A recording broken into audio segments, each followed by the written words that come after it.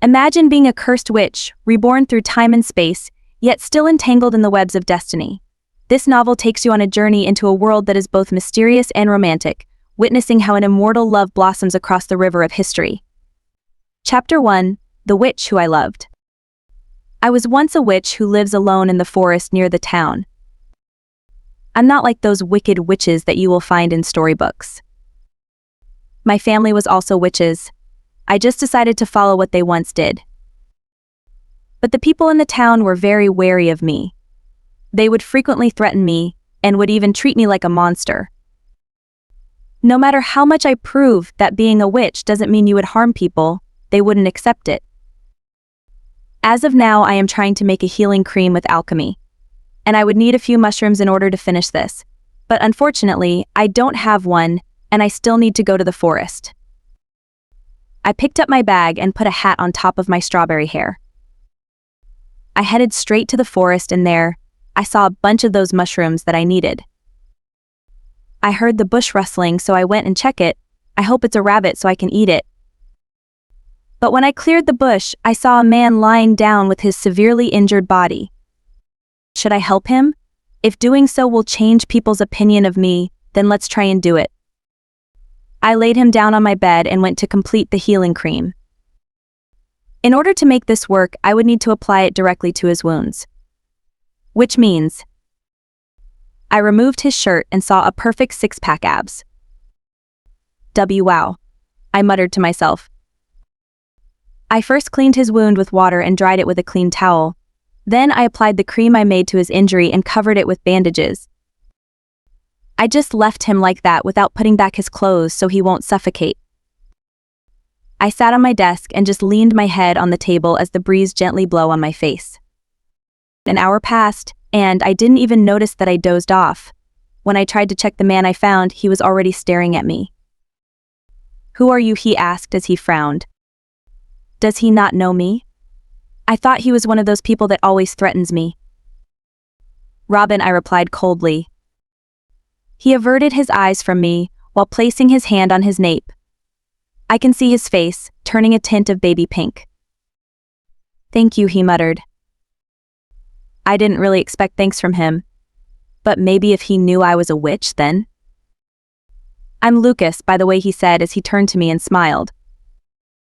I just stared at him for a moment as his black hair fluttered by the gentle breeze. Excuse me. I need to go now, he said as he stood up from the bed. Already? He still doesn't feel well yet, but he already wants to leave. Are you sure? You shouldn't move too much yet, though. I needed to do something, but I would rest after, don't worry. I'll see you again, he said as he walked away and waved his hands. He's so cute. A year had passed and a lot of things had happened. Unexpectedly, he came back and we talked a lot about ourselves. He was always by my side. We both realized our feelings for each other, so we became lovers. Until a certain day. He told me he needed to go to the capital for an important task. I was all alone at my house and there wasn't much to do. I went to the kitchen to prepare something to eat. But then I felt someone cover my mouth and I lost consciousness. When I woke up, I found myself tied up on a wooden pole. And there were a lot of people in front of me. I heard the people yelling, "Burn the witch." Then a man who was holding a torch started to light up all the woods below me. That feeling was still so vivid. That feeling of my body slowly burning and my lungs getting filled with smoke. Tears started to roll down my cheek when I saw the crowd cheering for my death. Ah, so this is how it went. In the end, the people who loathed me so much killed me. Everything went black. Lucas POV. When I went back to Robin's house, it was ghost quiet. I guess she isn't here. I heard a few screams from the town, so I went and checked it. I saw a burnt body tied to a wooden pole. I immediately asked the people whose corpse that was. I saw a middle-aged man walk towards me with a broad smile of relief on his face. May I ask whose corpse that is? He then grinned at me and yelled, "It's that witch who seduced you." Tears started to fall from my eyes. I don't want to believe it. What did she do to deserve this? She never seduced me. That devil bewitched you. Now that she's dead, it should be all right. I wanted to pierce the sword I was holding to his chest and stab him multiple times until his body turns cold. While I was lost in thought, I remembered the last promise I made to Robin. Even if we both die, we would be together. I took my sword and stabbed myself in the chest. I saw the man walking towards me as he panicked. If she dies, I will die too. What's the point of making a promise if you cannot fulfill it? I can feel blood pouring down from my chest. It hurts, but what I saw hurts even more. I can't live without her. The world is just meaningless without the person you love. Chapter 2. Is it a sin to be a witch? Robin's POV. I died and reincarnated around 7 times now. It was so long to the point that my memory of my first life is becoming more vague. Right now, I am in a body of a girl named Aria Ferrer. I am living in an apartment with my mother who lives gambling. I was mainly used to getting abused since I experienced that a couple of times now. I kept believing that once I become an adult, I'll be able to escape from my mother. The only thing that made me endure to this extent is this novel that I am currently reading. It has a cliché plot, but I loved it. But I also hate the author for making the second male lead suffer Zeke Bulstrode, the heir to the Bulstrode duchy. He was the second male lead, but he was treated unreasonably, so I pitied him. The heroine used him to defend her during the war, but she just abandoned him in the end. She lived happily ever after with the male lead, unlike Zeke, who waited for her even if he knew she wouldn't love him. He resented her but also loved her at the same time. Get ready. You're coming with me, my mother said as she applied red lipstick on her puffy lips and stroked her blonde hair. She had never taken me with her before. I just agreed and grabbed my phone. I followed her and sat in her car. She was wearing a concise red dress that when she sits, I can almost see her underwear. Judging from the course we're taking, I know that we are going to the casino. We parked near the entrance, and my mother went out of her car, so did I. I just followed her inside the casino and noticed a middle-aged, rich-looking guy walk towards us. My mom shook her hands with him. They both introduced themselves to each other and proceeded to talk.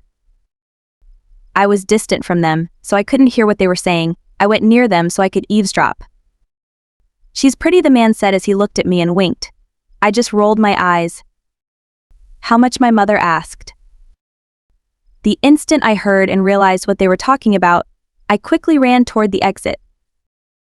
I reached the car. I immediately closed the door and locked it. They ran towards the car and slammed the window. The engine started, and I saw my mother ran outside from the casino. I turned my car in the opposite direction. No one taught me how to drive a car in this life, but because of my experiences from my other lives, I already know. At first I didn't know where to go, but a place leapt into my mind. I drove until I reached the school. The guard punished me for being late, but I just half-heartedly apologized. I walked through the hallway, my footsteps echoing. I opened the door and saw my professor frown. Well, aren't you too late, Ms. Ferrer, she asked as she continued to write on the board. I can hear my classmates snickering, but I just ignored them and walked straight to my desk. The class continued, and so on. After my teacher announced a break, I immediately went towards the cafeteria. But just as I was about to take a step on the stairs, I felt someone shove me from behind. Oh, sorry, my bad, she apologized in a sarcastic tone. I felt myself spinning down multiple times until I reached the wall and pounded my back. I groaned and opened my eyes. I saw 2 girls standing on the top of the stairs. The other one was smirking, while the other one was trembling. I felt my vision getting blurry. It felt warm at the side of my head, so it must have been blood. Then everything went black. It seems like I died again. Even though I tried my best to live this life, I still died a miserable death. I'm tired. What did I do to deserve this? Why do every people I meet hate me? If only I could be with him again. The only person I loved. If you're a witch, does it mean you're automatically evil? Is that it? Is that why God is making me suffer?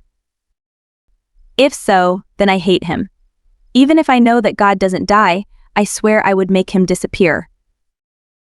Chapter 3: The Girl Who Was Ignored. Someone's POV. I heard the students and teachers screaming. I saw a teacher climb up the stairs, so I became even more nervous.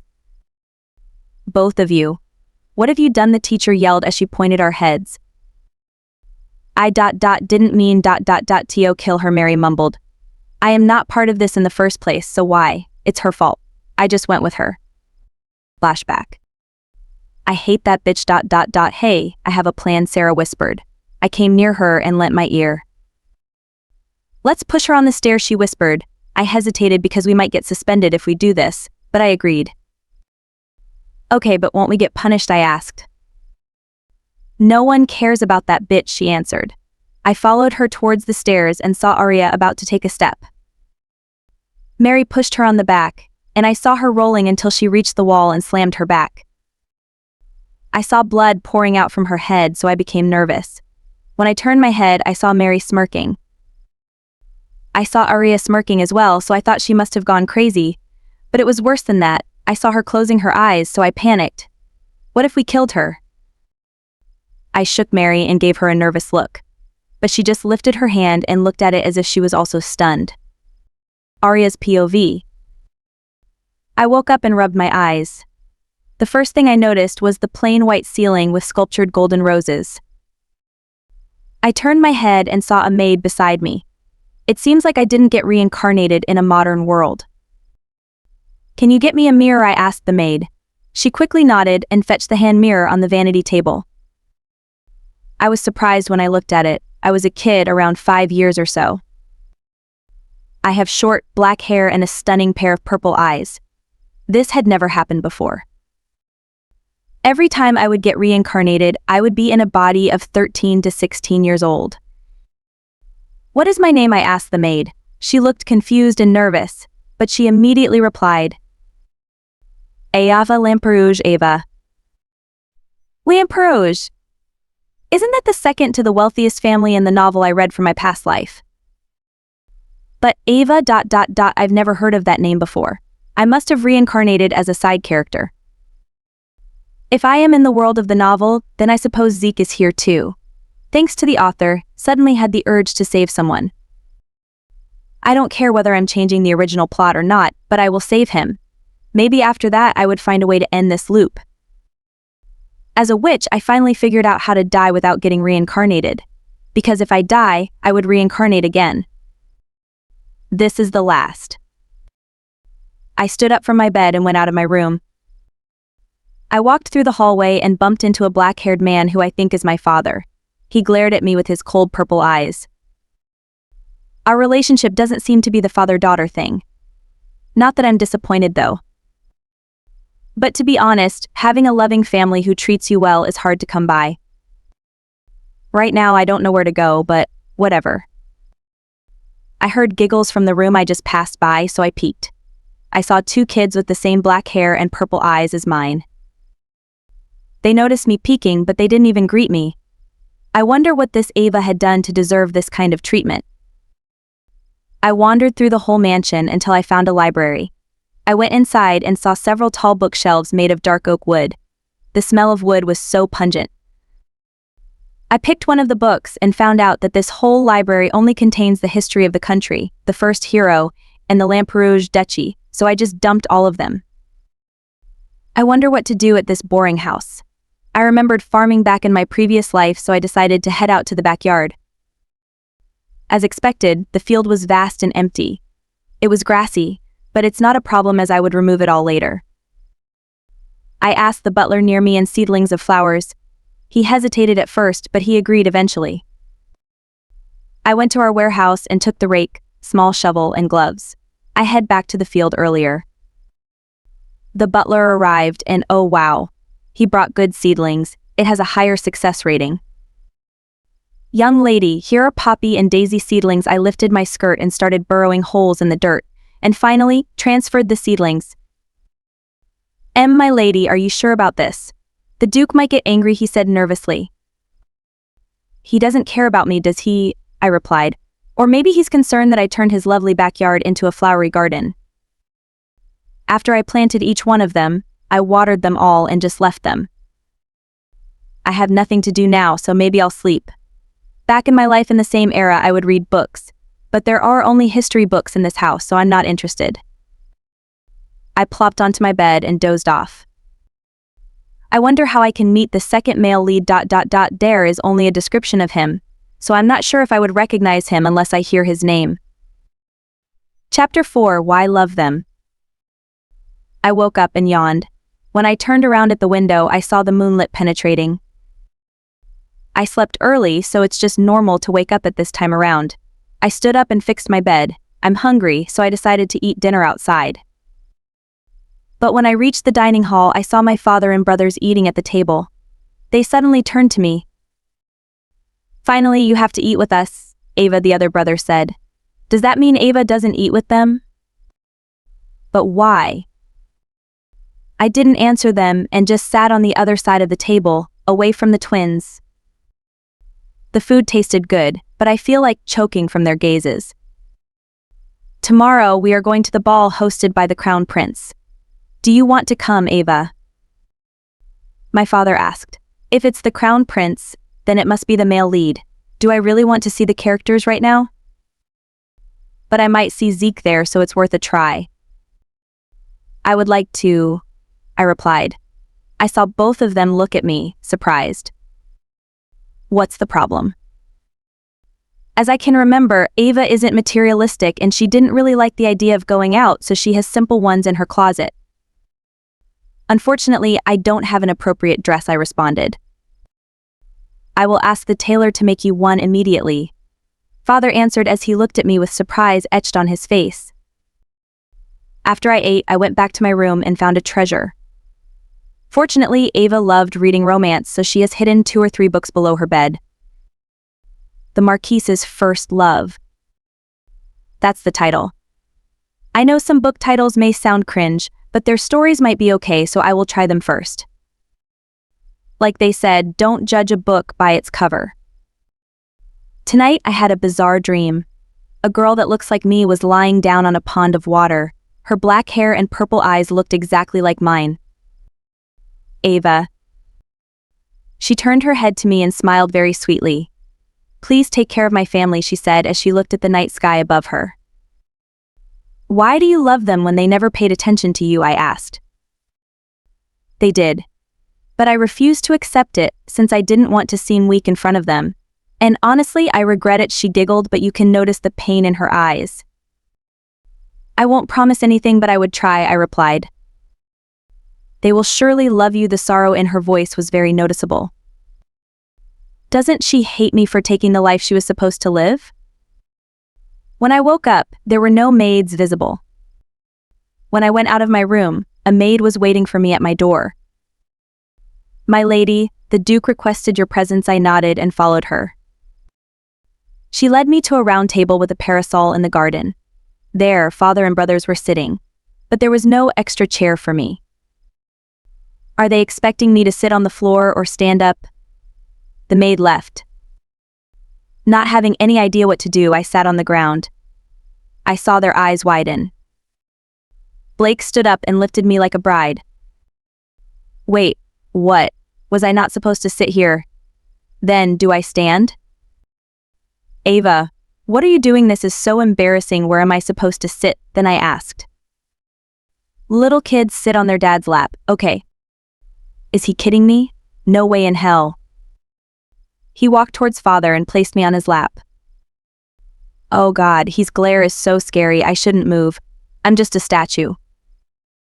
What are you waiting for? Father asked. I asked him back as I turned my head towards him. Eat, he commanded. I immediately nodded and picked some blueberries. I also ate some strawberry cheesecake. Unexpectedly, I heard him chuckle, so I accidentally spat out my food. You eat so much, that's why your cheeks kept getting rounder and rounder. Excuse me. Are you calling me fat, you old child? Ignoring man. I also noticed the twins laughing as they pointed their hands at me. You're ... chubby Ava, they both said as they struggled from laughing too much. I glared at them so they stopped. I felt father carry me and hugged me gently with those big hands of him. "I've been waiting for this, Ava. The time you will finally accept us," he whispered to my ear as he tightened his hug. Several hours passed, and finally, the ball is about to begin, so I wore the dress father personally got tailored just for me. In addition to Ava's elegance, she is also pretty. You wouldn't assume that she wasn't a part of the novel. I bet she's even prettier than the heroine in real life. Chapter 5 Florence. Checkmate. My servant, who helped me wear my dress, also led me to the carriage we would use. It was luxurious and extravagant, as expected of the second wealthiest family. I entered and saw my father and the twins were there. Blaine and Blake were sitting together and father was in front of them. There is only one seat left, which is beside father, so I have no choice but to sit beside him. I just stared at the night view from the window beside me, just to ease the pain, to forget about my problems. Even just for a while. But then, I felt someone poke my shoulder, so I turned around. I can't even forget about my problems, huh? T_T. I saw Blaine poking me and looking at me with a bright smile on his face. "What's wrong?" I asked. He smiled again. "I just wanted to poke you," he answered. "Seriously, what's wrong with this kid? He is obviously teasing me." It took us almost 3 hours to arrive at the venue, so I was a bit nauseous when I stepped out of the carriage. But my father helped me by holding my hand. When we went inside, I saw many nobles scattered around the whole mansion whispering and eavesdropping. I even saw someone on the side flirting with each other. I don't exactly know the purpose of a child coming in here, so I just stood on the side watching my brothers eating food while the Duke talked to the Emperor. But then I saw a boy with blonde hair walking towards me. His emerald eyes stood out and sparkled like a jewel. He stopped in front of me and held out his hand to offer me a dance. As soon as the twins both saw us, they instantly ran in our direction. "I am going to be Ava's first dance," Blaine yelled while Blake nodded in agreement. I don't understand. Why are they competing for my first dance when this blonde boy offered to dance with me first? "I am the one who first asked," the boy replied expressionlessly. I held his hands and saw the twins frown and sulk on the sidelines. He led me to the center, and the music started to play. We were the only kids dancing, and beside us were adults dancing with a bit of flirting. Seriously, even when dancing. The boy looked at me as if expecting something. What, does he want to do that too? No way, I'd rather be reborn again than do that. Or maybe not. As I looked at his shoulder, I suddenly noticed father who looking at us like he was about to kill someone. Is he mad that I acted on my own? He invited me though. Now that I think about it, he still didn't tell me his name. "I'm Florence," he said. I looked at him with confusion as he just smiled at me. Was it just a coincidence, or? For a while I thought he read my mind. Wait, the name of the crown prince from the novel was Florence, right? And he is the male lead of the novel. The music ended, so he took my hand and kissed it. I can feel my cheeks getting hotter. We parted ways, so I headed towards my father. I saw his face, etched with sadness and anger. The Emperor was just looking at him, totally confused. My father kept sighing until I reached him. As soon as he saw me, his face lit up. But you can still notice his sadness. I wonder what's wrong. I want to ask, but he might see me as a nuisance. He gave me a bitter smile and held my hand. I wonder what could make father this troubled. Alexander's POV.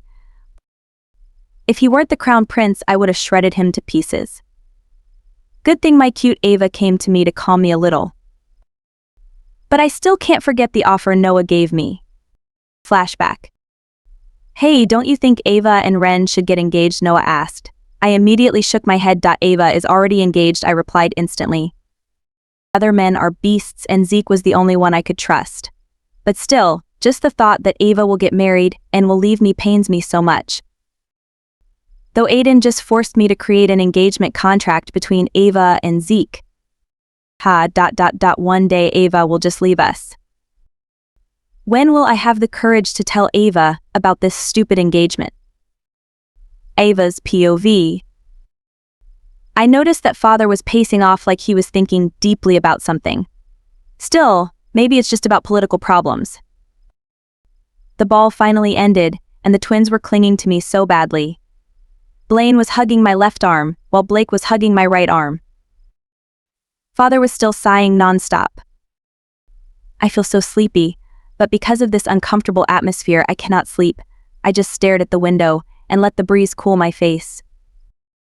I suddenly felt someone put a cloth on my shoulders, so I turned around. Father wrapped his suit around me so I wouldn't catch a cold. Though, he didn't say anything.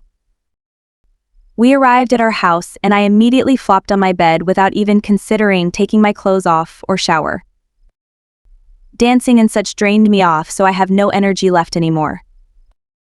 I don't think I can eat breakfast with them tomorrow. Chapter 6. You Remind Maine.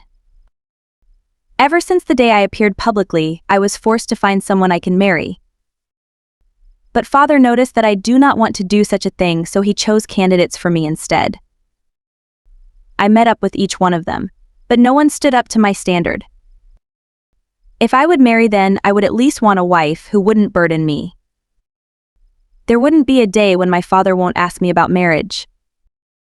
I do not want to marry, father, I bluntly said. What are you saying, Alexander? All I ask is one thing: marriage. If you can't even do that, then you might as well leave. Until a certain day when I met a lady in the capital.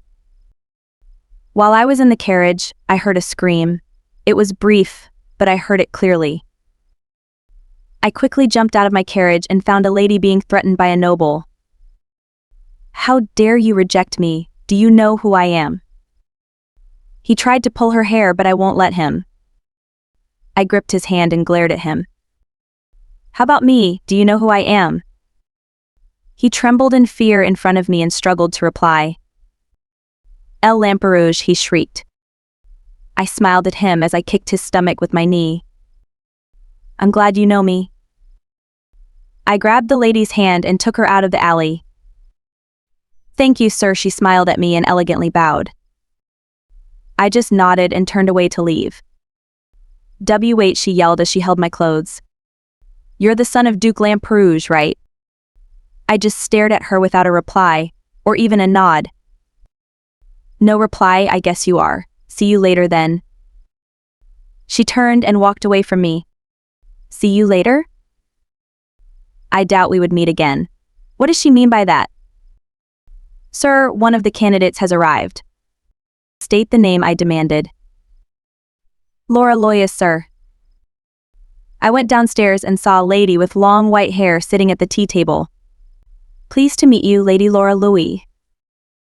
Before I was able to continue my speech, she turned to me. A face did not expect. Pleased to meet you again, sir. Her smile was so gentle. Her golden eyes sparkled as the wind swayed her hair. So she was one of the marriage candidates. She's not that bad. Soon after we had our marriage, I fell for her during our relationship. This is the first time I felt glad about the candidate list that my father made. We had twins. I promised to cherish her and our sons, to protect them no matter what, to prioritize their happiness above mine. But in the end, I couldn't. Laura was 9 months pregnant with a girl when she went to a tea party. But she never arrived there. Duke, a lady got into an accident. I hurriedly went to the place where the accident happened. She was soaked in blood inside the carriage. I trembled at the sight. Breathing got harder and my voice won't come out. She slowly held my hand and placed the other one on her stomach. Deliver my baby safely. I immediately called the doctor and helped her deliver the baby. Her screams echoed through my ears. I couldn't even protect her. My tears continued to drip at her hand. But the moment the baby got out, she stopped breathing. I didn't want to hate Ava. She didn't do anything wrong. But still, every time I see her, my chest tightens. It hurts. I am always reminded of Laura, who I wasn't able to protect. She was a living reminder of her death, the baby who was born in her final moments. Daddy, please don't call me. Look, Daddy, I drew you, don't draw me. Father, I'm glad you're back, don't greet me. I am pleased by your acquaintance, Duke. Since when? Since when did she stop calling me Dad? It's my fault. I ignored her. It's my fault, Ava, please forgive me. You did nothing wrong. I promise I would become a better father for you. Chapter 7. Happiness doesn't last forever. When I woke up, a maid was already standing beside me. What's wrong? There would be guests today, my lady, she replied. She handed me a bowl of water and helped me clean myself. When I went to the garden, a man with stunning long gray hair and blue eyes took my attention. Based on appearance alone, I could safely assume that he is the Duke of Bulstrode. Greetings, Duke Bulstrode, I greeted as I lifted my skirt slowly and bowed my head. Am I right? It would be embarrassing if I called him the wrong name. No need for formalities, lady. I'm pleased that you know me already. He replied as he gestured his hands while I slowly lifted my head. I know you because you are the father of the second male lead who was treated badly. Beside him was a kid that looked around my age. He had very sharp blue eyes and silky gray hair, like his father. He just stared at me without even smiling. This is my son Zeke, the Duke said. Finally, I meet him, the man who I needed to save. Father arrived and smiled at me. My angel, Ava, you can play with Zeke. We would talk about something at my office, Father chimed as he turned his head to me. I held Zeke's hand and pulled him to our backyard. While we were running, the twins jumped toward us. Ava. Who is that? They both asked in synchrony. Sometimes I am just so amazed at how synchronized they are. It is Zeke, the son of Duke Bulstrode, I replied. The two turned their gaze toward Zeke. And I am sure I can see invisible sparks between them. I wanted to change the situation, so I grabbed Blake's hand and ran to the nearest hiding spot. He looked at me all confused, but I just grinned at him. Let's wait and see. Wait and see exactly what, Ava? Blaine's POV. Why did Ava run with Blake? I stared at the boy, but he just glared at me. Hey, what do you want? I asked. He smirked at me and stared at me right in the eyes. Is this the way this duchy treats their guest? Oh, were you a guest? I didn't realize, I replied sarcastically. I'll be straight to the point. I'm here for Ava. Ava? Did they know each other before? But either way, no. Ava won't marry even if she's an old hag. Ava loves me and I love her too so much, I replied.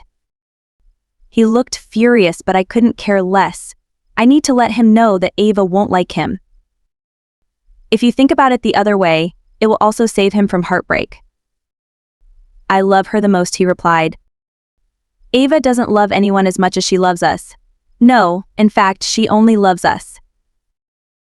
Even if she forgot about me, I would make her love me over and over again. I did promise her after all. What? So they really did meet before. And what promise? I never heard Ava making a promise even with us.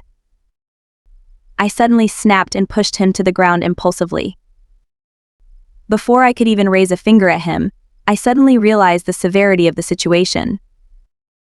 Blaine was sitting on top of Zeke while caging him with his arms. If someone sees us like this. And just the opposite of what I wanted, Ava showed up. The way she looked at us is just too weird. She seemed to be amazed yet confused at the same time. But then she smiled at us like an evil witch. Author, how ironic, haha. Ava's POV. Seriously? I left them for a minute and they already fell head over heels with each other. But I ruined the main plot. ABL isn't supposed to happen here. Crap, I changed the genre. Never mind. I don't want to ruin it. If they like each other, then go for it. I walked towards them and held both their hands. I would support them both so they don't face any hardships in their relationship. Ava, please don't even think about it. No use hiding it from me now, though. I saw it as clear as day. Let's go play house with Blake, I said. They agreed, but they looked like they were just forced to. I dragged them to the place where I stayed with Blake. Blake looked stunned as well, but I whispered the situation to him. Blaine is the mother and Zeke is the father, Blake said. I raised this boy so well, I'm so proud. They glared at Blake and I immediately understood the situation. Or do you want vice versa, I asked. They averted their eyes at me and just said yes almost forcibly. They don't have to be shy though. They both played their part while Blake and I always made a situation to get them close to each other. My love, why aren't you eating? Do you perhaps want me to feed you with my mouth? Blake gritted teeth. No, honey, I don't need that mouth of yours to eat, Zeke pushing him away. It was like we were watching some romance BL movie, but a thought suddenly strolled into my mind. Life is short. They are going to die and disappear too. I can feel my heart throbbing as if to tell me not to get too attached to them since it wouldn't last long. Happiness doesn't last forever. In a blink of an eye, we would all die. But me? I would just get reborn and meet new people again. I hate that feeling. That feeling when you had already adapted, but then you're back to square one again. Blake saw me pacing off, so he shook his hands in front of me to get my attention. Ava ... What's wrong? He asked in worry. Nothing, I replied. He seemed unconvinced, but he just gave me some space. I can see the lovebirds still doing their part, so I can't help but just burst out laughing even though I tried holding it in. Even if they will only be with me for a short time, I want to cherish every second as much as possible. Because even if they disappear, the moments I spent with them wouldn't. Even if I reincarnate again, I won't forget the precious people who accompanied me throughout my life. Chapter 8, Misunderstood. A maid suddenly appeared out of nowhere and bowed to us. We just waited for her to speak. Sir Zeke and my lady, the Duke is calling for the both of you. We followed her, and when I glanced back, the twins were looking gloomy. Blaine must have been sad that I am with Zeke alone. We arrived at my dad's office, and there, the Duke of Bulstrode was sitting on the couch, while father was busy scribbling and signing his papers. We both stopped when we reached the couch and sat in front of the Bulstrode Duke.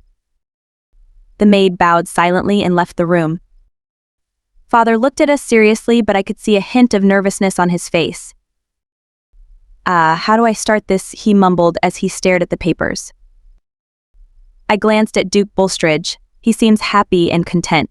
He had a broad smile on his face. "Ava, you and Zeke are engaged," father said in a serious tone. I immediately looked at him as I stood up. It's fine for me because it's a big help for my plan, but what if it's not Zeke I'm engaged to? He didn't even ask for my opinion. What if he engaged me with a random dude? Dad looked at me like he was apologizing, but the Bulstrode Duke seemed shocked. "Don't you like my son?" the Duke asked. I sat again and replied, "No, I'm just surprised because you didn't even ask for my opinion," I said while I glared at my father. I glanced at Zeke and he was smiling. "It's fine though. But I feel apologetic for Blaine. I would just explain it to him later." We both went out of our room, and outside, a maid was waiting for us. "Where are my brothers?" I asked. "It would be impossible if they are still both in the forest." "They are in the playroom, my lady," the maid replied. While walking, I could feel that Zeke wanted to tell me something, but he can't. So I'll just start the conversation. "What do you think about our engagement?" I asked. He looked at me with his eyes widened. I'm okay with it. But he whispered something in the end. "In fact, I like it." I didn't ask about it anymore. Now that I think about it, I should have asked. What does he mean by he like it? Does he like me? Isn't he supposed to love the heroine though? Maybe just puppy love or something? We entered the room and saw them both playing while sitting on the floor. They looked at us and their eyes sparkled as they smiled. They both stood up. "Where have you been?" they both asked. "They are so synced. I'm so jealous. I want to have a twin too." "We're engaged," Zeke replied. I instantly turned to him and nudged his waist. I can't believe he just said that. And in front of Blaine. I glanced at Blaine and he looked displeased. I held both of his hands gently. "I'm sorry, Blaine. It's just that I couldn't finish what I was saying." "It's fine," he replied. "Really?" I asked worriedly. "He isn't mad, or is he saying that so I wouldn't worry about them?" "Why wouldn't I be?" he asked back. I stared at him, confused. "I thought you liked Zeke? I saw you two on top of each." I couldn't finish what I was saying because Zeke and Blaine both started laughing. "It's a misunderstanding," Blaine shouted. "How? You were clearly." "I was about to punch him but you arrived and misunderstood it," Blaine replied. Punch. Zeke's adorable face. And on top of that, it was the opposite of what I thought, huh? Chapter 9, A Brunette Bunny. Wei. 7 years later. It has been 7 years, and during this time the story will finally take set. 6 months later, the war will happen. Zeke would be the only one who will protect Cosette, the heroine. But after the war, she ignored him and became closer to the crown prince, who became the male lead. Even after the war, Zeke still protected Cosette. He did a lot of things for her and yet she didn't even bat a single eye on him. Seriously, why do authors have to make second male leads suffer? "Ava, are you ready?" a familiar voice asked while knocking on the door. It was Zeke.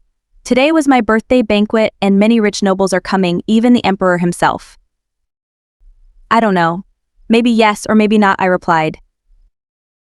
It was silent after that. My maid finished fixing my hair, so I went and looked at myself in the mirror. It was stunning. My black hair was neatly tied into a ponytail. They even added a purple tiara, which complemented my pretty pair of purple eyes. I was wearing a black dress with red roses on top of it, which I really loved.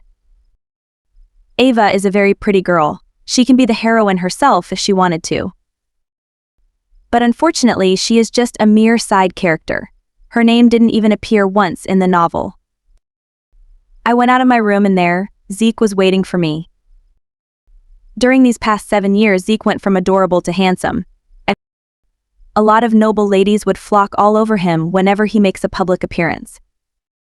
He's the second male lead after all.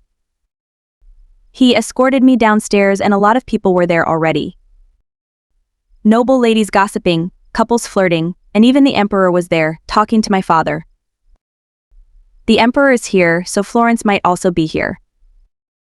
I glanced at the veranda, and there I saw that familiar blonde hair. I saw the twins looking in our direction until I noticed Zeke's hand looped around my waist. Just as I was about to go to my father, a mysterious girl with brunette hair and green eyes entered. Her clothes. A commoner? What is she doing here? Wait, brunette hair and green eyes. Cosette, I shouted impulsively, but it wasn't that loud so only Zeke heard it.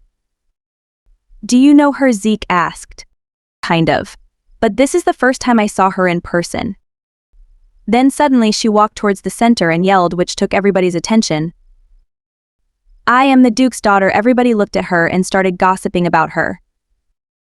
What? Was this part of the novel? As far as I can remember, Cosette is a daughter of a marquise. So why does she say that she is father's son, and why is she wearing commoner's clothes? I glanced at my father and he didn't have a particular reaction towards it. He's not saying anything. Does he know her after all? Mother died after giving birth to me, and the Duke slept with my mom. Father would never do that though. The only woman she loved and slept with was my mom, Laura Louis.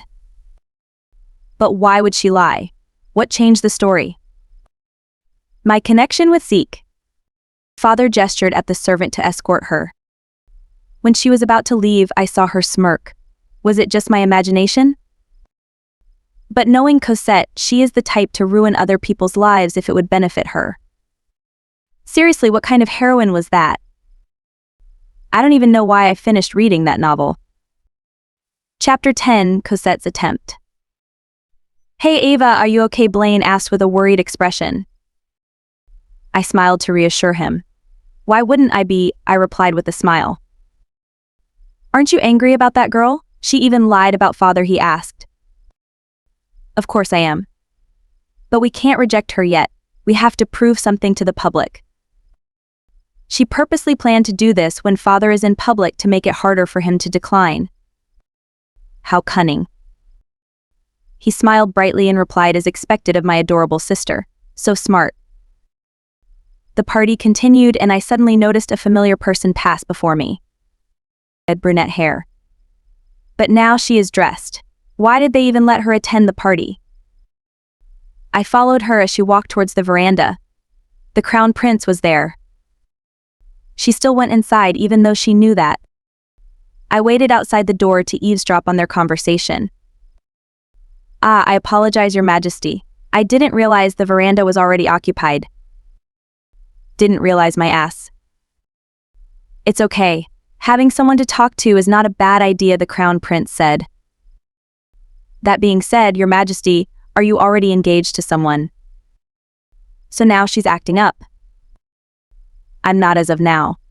But the Emperor would make a candidate list soon. Is Your Majesty content with letting the Emperor decide who he marries? Of course. That's my duty after all. To marry a woman who is fit to become the Empress. But you never know, Your Majesty. Someday you might find a woman you love. I can't take it anymore.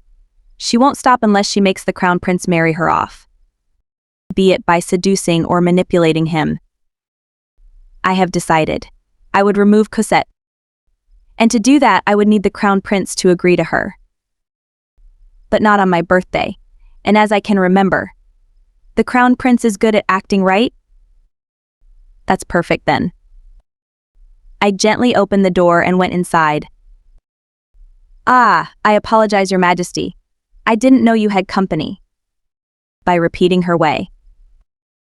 What are you? Cosette asked in confusion.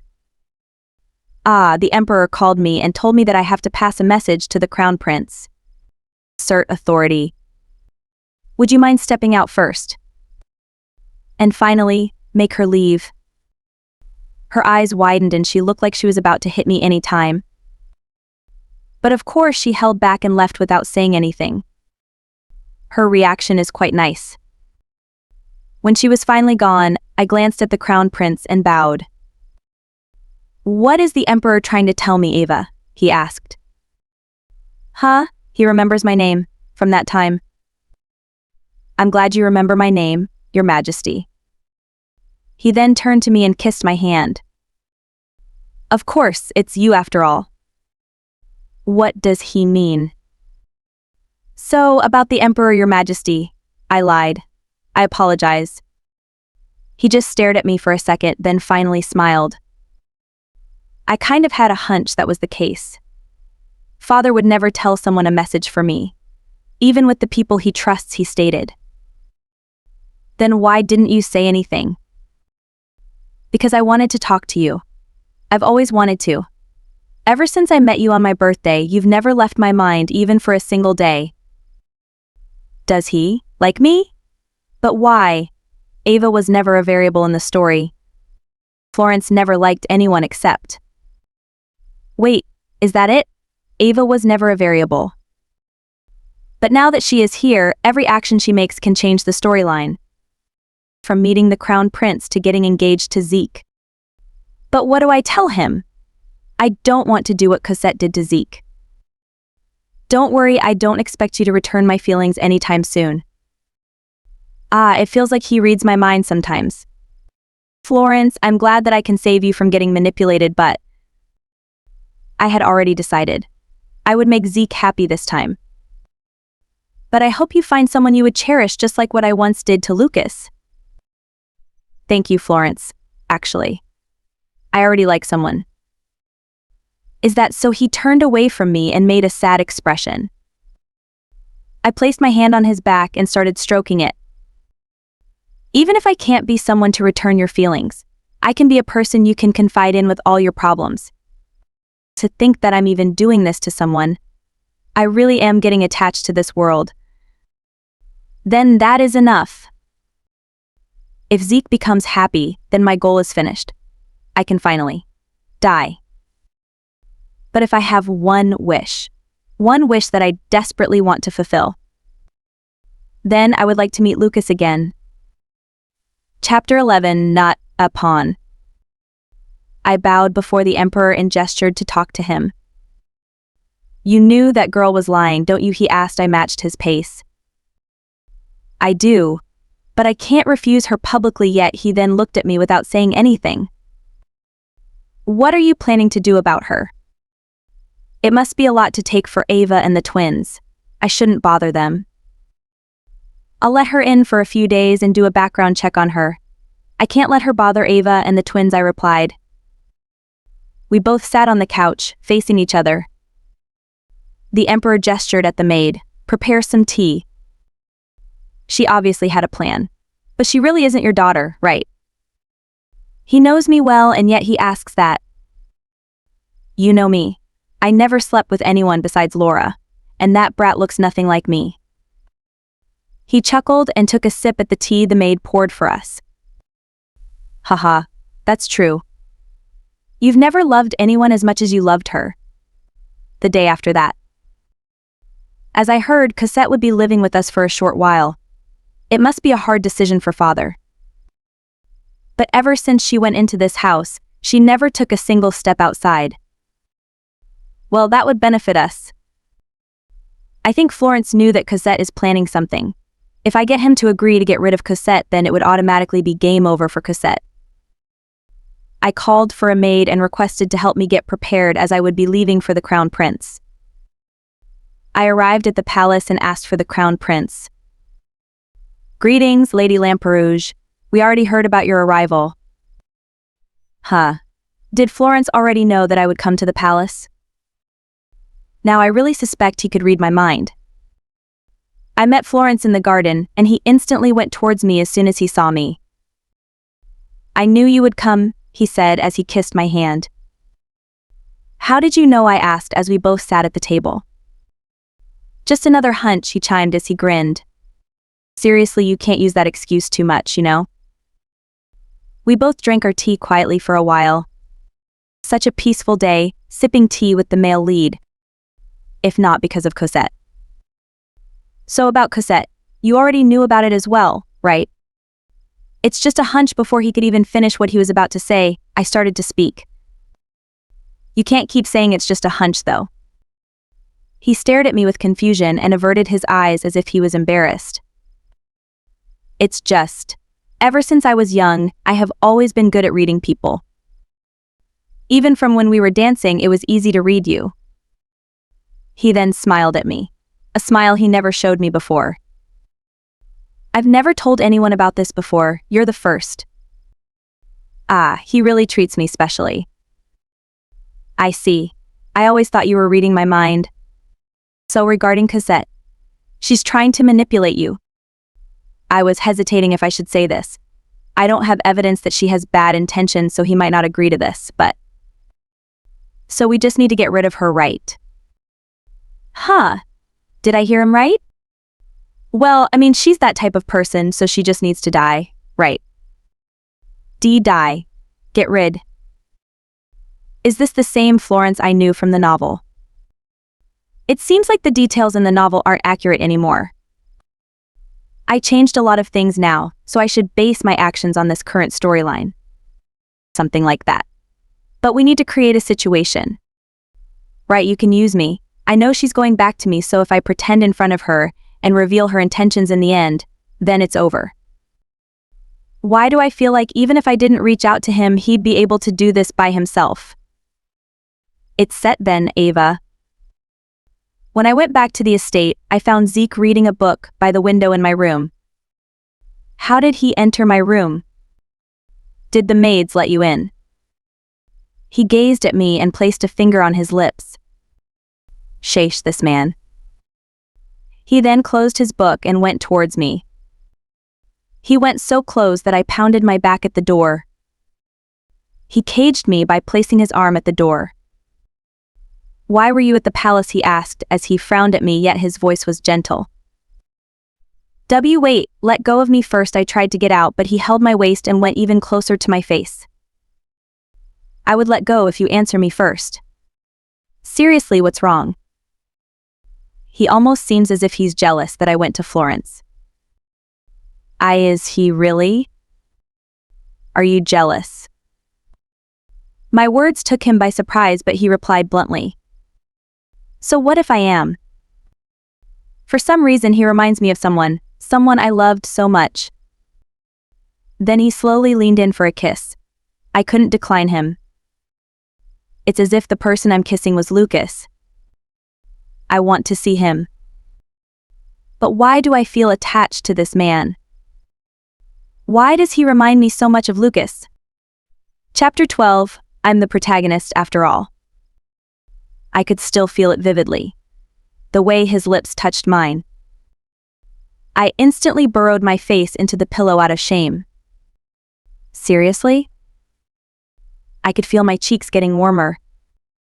What time is it? The moon is already high, so I guess it's midnight. Suddenly, I saw the veranda open by itself in front of me. And a strong, cold breeze entered my room.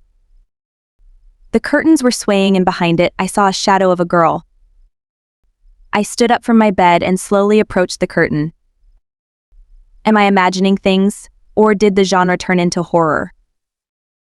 When I moved the curtain, I saw a girl with black hair, grazing over her shoulders, and a brown, lifeless pair of eyes. She was wearing a black hoodie and red shorts with black leggings. Modern clothes? Who is she? What is a modern person doing in this era? Be careful. Cosette knows. She uttered in a cold voice. Know what? Before she could even hear my question, she turned away from me. Wait, I yelled. But it's already too late. She jumped from the veranda, and when I looked below, she was nowhere to be found. I couldn't process what she said earlier. What does Cosette know? Where exactly did she come from? I don't know her, but it felt like she was someone I could trust. When I woke up, I suddenly found myself in a familiar place. A place I didn't want to see ever again. Tears immediately dripped down from my eyes as the crowd cheered. Why am I back in here?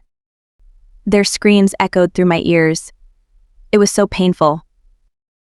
I felt it again. I remembered it again. And that sensation of my body burning. That nauseating smell of the smoke. I hate it. Why am I here? I suddenly jumped out of my bed, sweating and panting heavily. A nightmare. But of all things, why do you have to remind me of that? Just when I was enjoying this life. Do you have to bring back the pain? I stood up from my bed and opened my door, but only ruins could be seen. I turned my head around and saw my room also destroyed. What's happening? I just woke up. It was perfectly fine earlier. Did a disaster happen? No, that's impossible. I heard footsteps behind me, so I turned around. The black-haired girl was back. Why you? She looked at me again expressionlessly with those cold eyes. Did she do this? She placed her palm on her forehead, irritated, then sighed. Why do you always get into trouble? She muttered in an irritated tone. Dream? Am I in a dream? This is the last time I would help you. As interesting as you are, I can't help you too much, she mumbled. Just as I helped you with Lucas, I would help you with this. How did Lucas get involved here? What does she mean? Before I could even ask her, she flicked her hands, and in a blink of an eye, I was back in my original room. When I turned around, Cosette was standing behind me. I instantly walked away from her. Oh, did I surprise you? She asked with a smirk. What are you doing here? How did you get in? Seriously, how are they even able to get inside my room?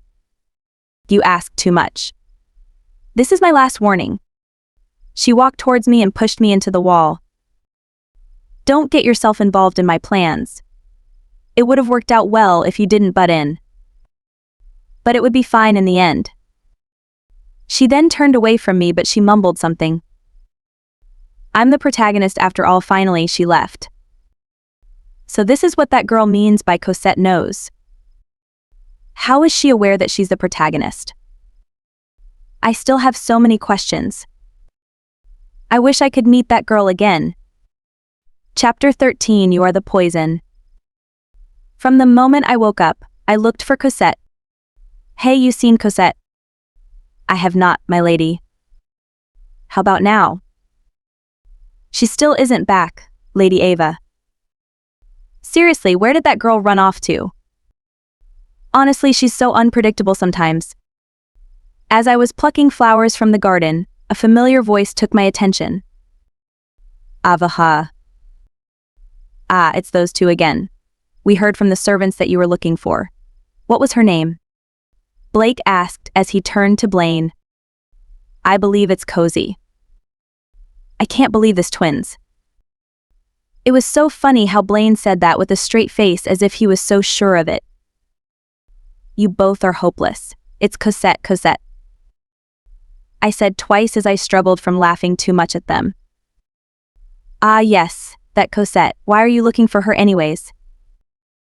Wait, he's right. Why was I looking for her? Is it because of what we talked about last night? Ha, that girl is such a nuisance. She always intervenes with my plan. I mean, I know the outcome wouldn't be different since I'm the protagonist, but she's making it harder for me. If it won't work with the crown prince, then it should be someone who has high status. When I went back to the estate, I suddenly bumped into a nobleman. He had good looks and he was also a gentleman. Ah, I apologize. He turned away from me and then left. Who could he be? I decided to follow him, but then I saw her talking to Ava.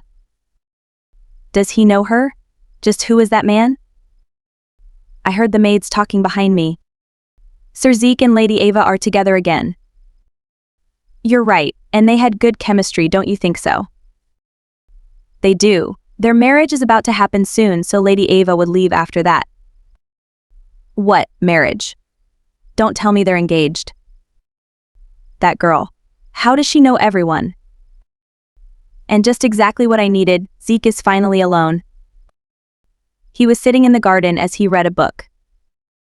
Oh, we meet again, sir, I said as I approached him. He didn't have any particular reaction as he looked at me. We keep seeing each other, it must be fate, I chimed, but he still didn't react. What's wrong with this person? When he was talking to Ava, he kept smiling, but when he talks to me he doesn't even react. Just what is so special about that girl? How can it be fate if you keep following me? He finally spoke. What? What is he saying?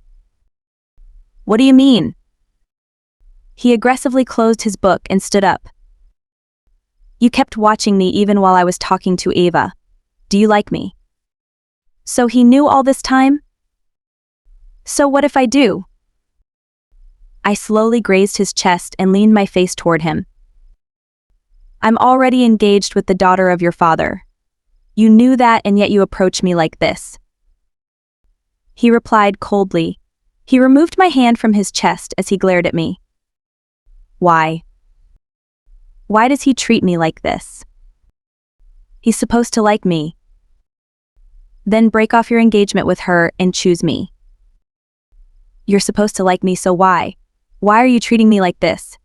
Just what makes that girl so special? Before I could even look at his reaction, I felt a pain in my cheek. He slapped me. When I glanced at him, he was looking at me as if I was an insect. Supposed to like you? Don't fool around with me. Who are you to even decide that? His cold words kept ringing inside my head as he left me alone in the garden. Ava, that girl, I'll make her pay for this. I reached out for the tea the maid gave me. For some reason she seems nervous. I took a sip of the tea, but the taste seems off. Huh? I feel dizzy. Without even noticing it, my consciousness fades away. Ava. Are you awake? My cheeks can feel tears dripping. Who is this? It's blurry. When my vision cleared out, I saw Father crying in front of me as he squeezed my hand. Father. As soon as he heard my name, he hugged me very tightly. I'm glad you're awake. That girl poisoned you, so I made her leave. Don't worry, she's gone now. Even though I wasn't able to kill her. Father looked really mad. So she's gone now, huh? To think she even tried to poison me. Just what in the world is she thinking? But I know she won't stop until she gets rid of me. It seems I'll meet her again soon. Chapter 14, Confession. You made Cosette leave, Father, I asked, just to be sure. Of course. If she even dares to lay a finger on you again, I promise, I would personally behead her. Wow, Father sure is scary. But I know Cosette would come back. It might be tomorrow or even today. Knowing her, she just won't let it slide. Are you feeling okay now, Father asked as he checked me with his eyes filled with worry. Yes, Father, you don't have to worry anymore. It has been 3 days, but Cosette showed no signs yet. Did I assume wrong after all? Maybe she got scared and ran away. I shouldn't have let my guard down. A maid knocked 3 times on my door. Come in. Bay. She handed me a letter with a crest of the Bulstrode Duchy. I opened the envelope and found an invitation inside. A ball is happening tomorrow since it's the birthday of the Duke. And in a blink of an eye, it's already the Duke's birthday. I'm going to talk to him for a while. Enjoy the ball, Father said as he placed his hand above my head. I could feel my cheeks getting warmer. Father is so affectionate towards me nowadays. When I was about to leave, I suddenly heard shouting from the hall. I immediately went there and saw Cosette, standing in the middle while holding a broken bottle of wine. Every time she appears, she creates a commotion. Does she want the attention of others that much? She sprinted toward me as she pointed that broken glass at me. It's all your fault. But why? Why is she attacking me again? She knows Father won't let her off the hook another time. Have you gone crazy? I yelled as I tried to stop the glass with my bare hands to prevent it from stabbing me. Tears strolled down her cheeks along with the blood from my hand as she continued to force the glass onto my neck. Maybe I did, but it's all because of you. You stole what belongs to me. Their love, their gazes, their affection, it's all mine. She finally let go of the bottle, but she gripped my clothes and cried on my knees. So why? Why do you have them all? Aren't I supposed to be the protagonist? She's right. Everything I had right now is supposed to be hers. That would be the case if this is the original novel. But it's not anymore. The characters here are not just puppets who blindly follow the person that pulls their strings. They have their own will. They weren't the characters I know from the novel. They are humans. They are not yours. Their affection, their gazes, their love, they get to decide who they give it to, not you. They are humans with a will of their own, not just a puppet that you could pull with strings. Her eyes widened by my statement. Human, you say? Then, what am I even doing this for? She suddenly snapped and took a shard of glass. They told me everything here was for me. They lied to me. She then plummeted the shard at me, so I just squeezed my eyes. What's happening? Why is it quiet? I finally opened my eyes and saw Florence, grabbing Cosette's hand that was holding the shard. You really are such a fool, Florence muttered as he threw her at the ground. Ugh. Guards, take her, Florence commanded. The guard instantly took her by force, but she started resisting. But before they could take her away, she said something. You must be happy now, right? You have everything I wasn't able to get. She smiled bitterly at me. I didn't feel any sympathy for her at all. And only now do I realize how FK'd up that novel was. The heroine, you say? She's just a manipulator who controlled everyone for her own benefit? They both lived happily, you say? Florence suffered. He had to bear the pain of being manipulated while the people close to him believed that he finally found his happiness. Everything in that book was sugar-coated, filled with lies and deception. Let me treat your hand, Florence said as he picked me up and brought me to the lounge. When I was finally covered up, someone budged the door. Ava, father, and Zeke ran toward me and hugged me. That brat, I would kill her father, was enraged. But Zeke, he hasn't said anything ever since he saw me. He was just staring blankly at me. Zeke, what's wrong? He looked at me with empty eyes and looked back at my wound. Tears dripped down from his eyes. Ah, you're hurt. His voice and hands were trembling as he checked my wound. I can't lose you again. His eyes were filled with sorrow. He looked desperate. It feels as if he saw me in this state before. Don't worry, it's just a small scratch. It would heal immediately. I tried to console him, but he just kept crying. Every time this happens to you, I'm not there. What would I do if I lose you again? Huh, what does he mean by that? Does he know me from my past lives? I don't understand. As much as I want to ask, a part of me still wants me to wait. Explain everything to me when it's all over, okay? I lightly placed my hand on his cheek and wiped his tear with my finger. He held my hand carefully, so he won't hurt it. As you wish. Chapter 15, A Single Wish. Ever since what happened last night, Zeke didn't leave my side. Not even once. When I opened my eyes, I found Zeke sleeping in a chair with his upper body resting on the side of my bed. He finally looks calm. His face was so defenseless. He looked like he doesn't have any worries in the world. I stroked his hair as I hummed. He slowly opened his eyes and looked at me. Good morning, Zeke. Father left early, so we weren't able to eat breakfast with him. It was said that Father insisted on personally putting Cosette in prison and beheading her. They said her execution would be tomorrow.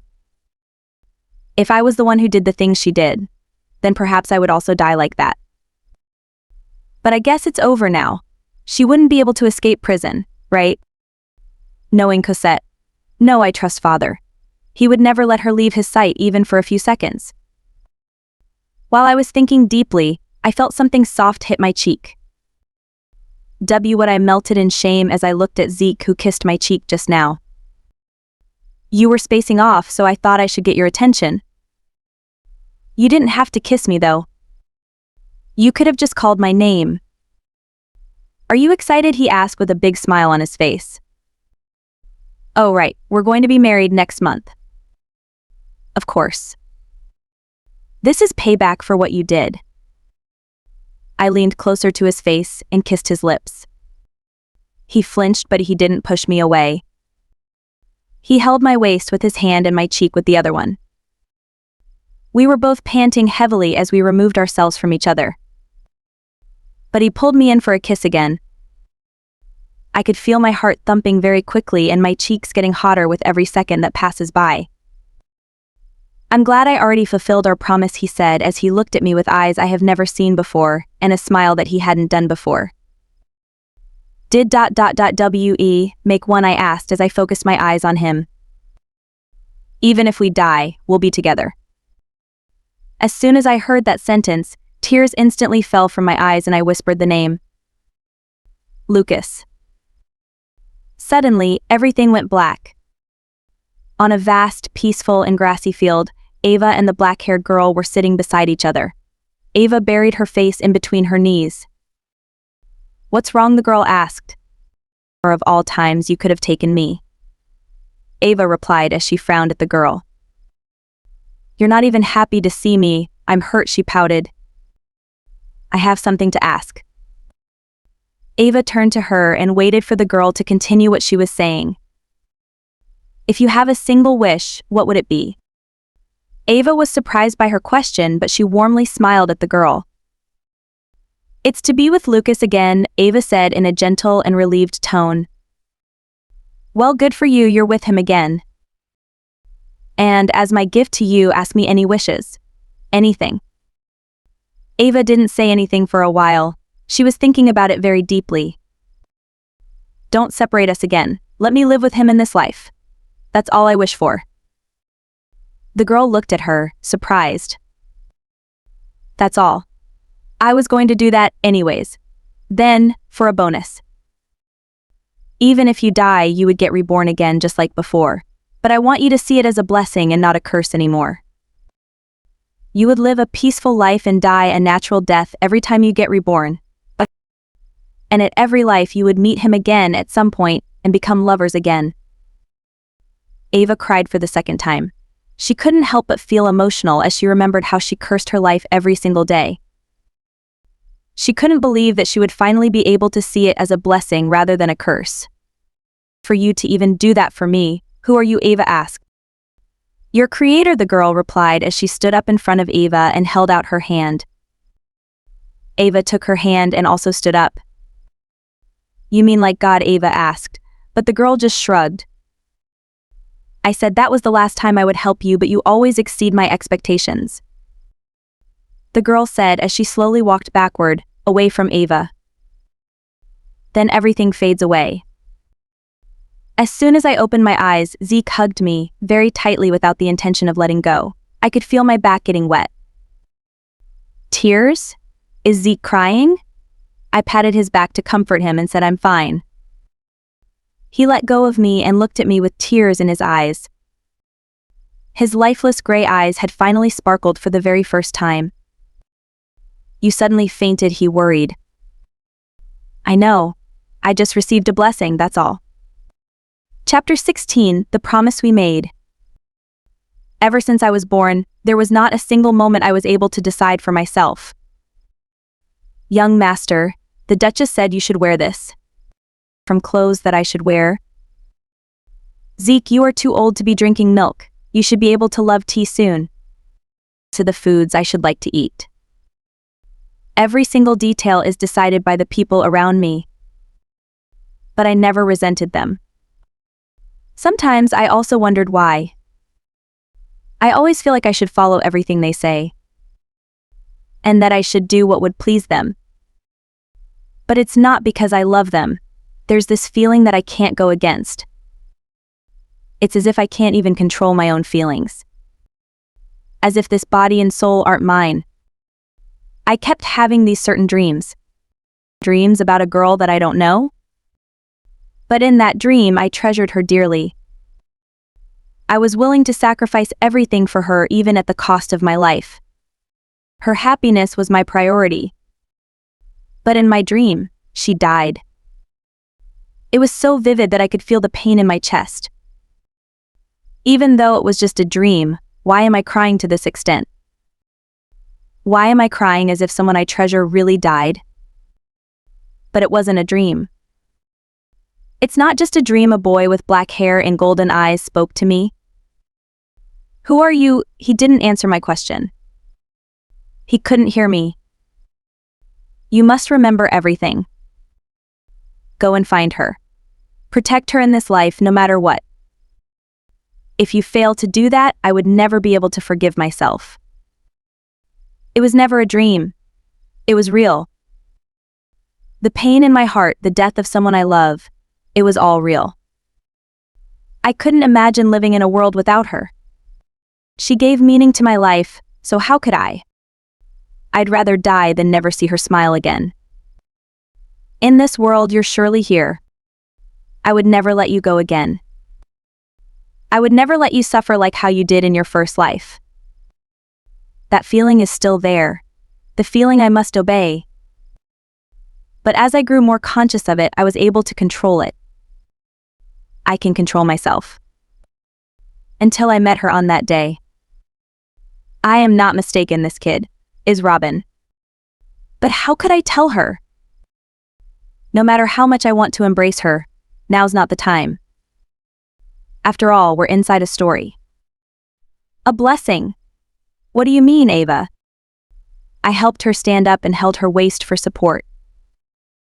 I had a dream. Someone told me that I would be able to live happily in this life.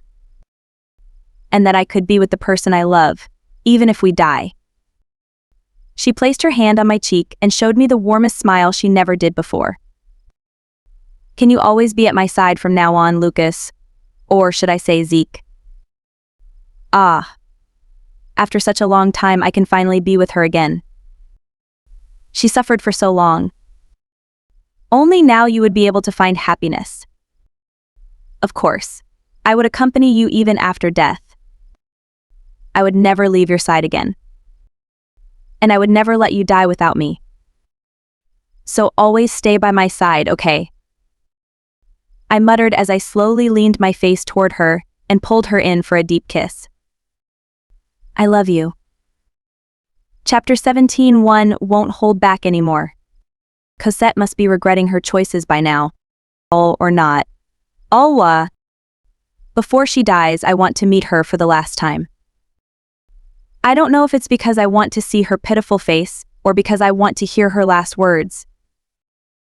I just want to at least send her off. I know I said I don't pity her at the very least, but now that I think of it, she was also just deceived. She was deceived by that book's author. Maybe she wasn't really that kind of person. Maybe she was made to be like that for the sake of the story. Or she was fooled that everything should be hers as the protagonist. What am I doing? This is all useless now, isn't it?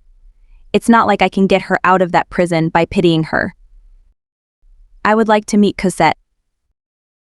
The guard looked stunned by what I said, but he immediately bowed in front of me. My lady, the Crown Prince Florence has ordered us not to let you go alone. So he already anticipated that I would meet Cosette. Florence, you really are a stunning man. Being able to read minds, as expected of the male lead. Then you may accompany me. The hallway was very dark and silent. There was nothing you could hear except the sound of the shackles grazing the floor and the sound of dripping water. It feels like you could go insane after staying here even for just a short time. We both stopped at the last cell. The guard bowed at me and went away, but he could still see me. Just enough to give us privacy to talk. But suddenly I heard giggles from the cell in front of me. It was very dark, so I couldn't see. Are you here to pity me? Her voice was very hoarse. It was obvious that she hadn't been able to drink for a while. You can think whatever you want, all that matters is, I can talk to you for the last time.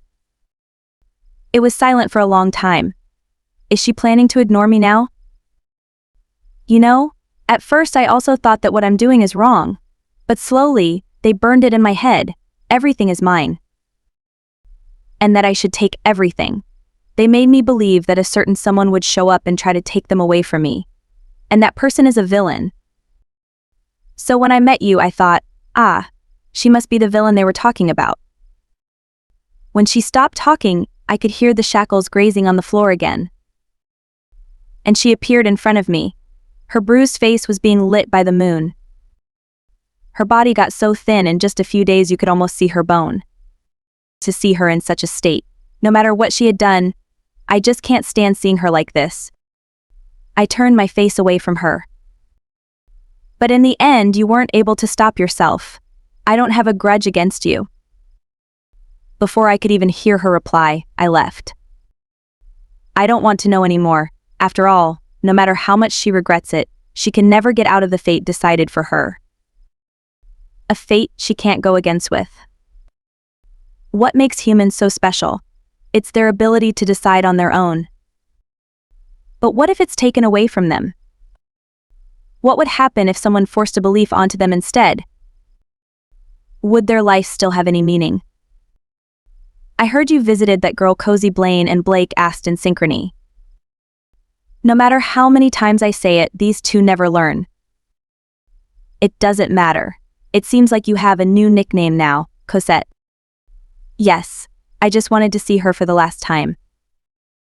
They both stared at me for a while, wondering why I did it. Won't you go to her execution? Right, her execution is tomorrow. Seeing her like that, I don't know how I would feel. I can't look at her like that. They both placed their hand on my head and smiled gently at me. You know, Ava, you've always been kind. Even though that girl tried to poison and stab you, you don't even want to see her killed, Blake said. I hope you stay the same. I don't want to see you hurting others or getting hurt yourself. I hope you'll be happy, Ava Blaine added. These two consoled me every time I was in distress. They were always here for me. No matter how mischievous they are, they will always be there for me, no matter what. Both of you, thank you. I also sincerely wish you happiness. This is the best life I've ever had, and I met the best people here. I would never forget everything. Lady Ava, Sir Zeke is asking for your presence. When I entered my room, I saw him sitting on my bed, holding a book. He glanced at me, and as soon as he saw me, he walked towards me. Pleased to meet you, my lady, he kissed my cheek and smiled at me. Oh, please, stop with the formality. Suddenly he carried me and placed me on the bed as he caged me with both of his arms. Oh, do you want me aggressive then?